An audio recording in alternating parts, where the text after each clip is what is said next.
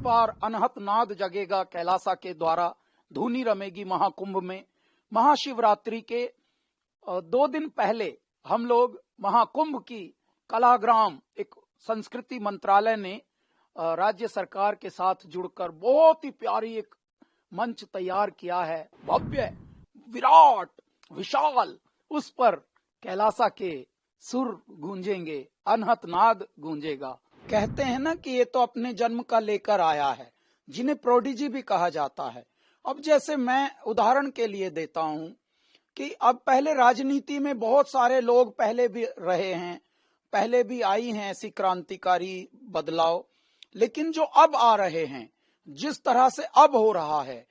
जहां पर संस्कृति भी, हमारी आध्यात्मिक धरोहरों को भी, हमारे भारत की परंपराओं को भी, हमारे भारत के विकास को भी, विकसित भारत की परिकल्पना को मूर्त रूप करना भी अब जैसे कर रहे हैं अब सत्ताधारी लोग, पहले भी करते थे, लेकिन अब के जो कर रहे हैं वो तैयार होकर आए हैं। उनकी ट्रेनिंग जो है परमात्मा ने ऑलरेडी कर दी है। अपने अपने क्षेत्र में जिन जिन को मेरे ईश्वर ने चुना है, उनको चुना ही इसलिए है कि जैसे ही कॉल आए मेरे दाता की, जैसे ही परमात्मा अचानक आपको जिम्मा सौंपे, ये उत्तरदायित्व अब आया, अब आपको कुंभ के लिए गाना है, अब आपको भगवान राम के प्राण प्रतिष्ठा मंदिर की हो रही है उसके लिए गाना है, अब आपको फला प्रयोजन के लिए गाना है। बस आप अपने व्यस्ततम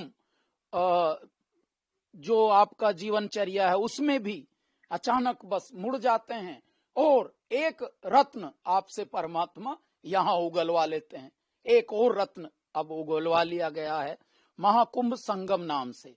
जिसकी चारों ओर चर्चा भी चल रही है और चारों ओर से बड़ों का आशीर्वाद मिल रहा है, छोटों का प्यार मिल रहा है। और क्योंकि ये बड़ा ऐतिहासिक उत्सव है,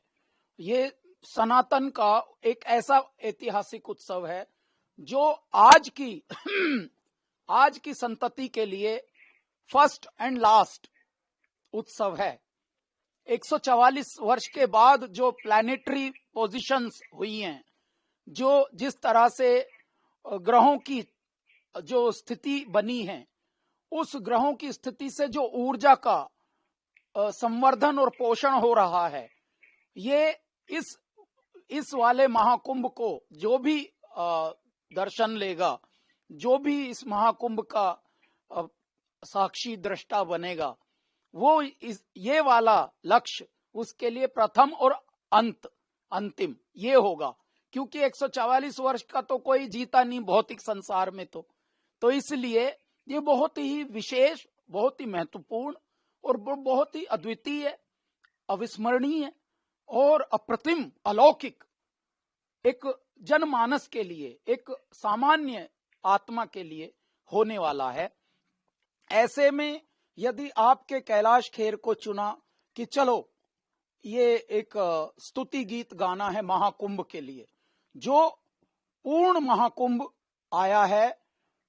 144 वर्ष के बाद, और पुनः 144 वर्ष के बाद ये वाली स्थिति पर हमारे ग्रह, हमारा चंद्रमा, हमारे सूर्य और हमारे जो राशियों का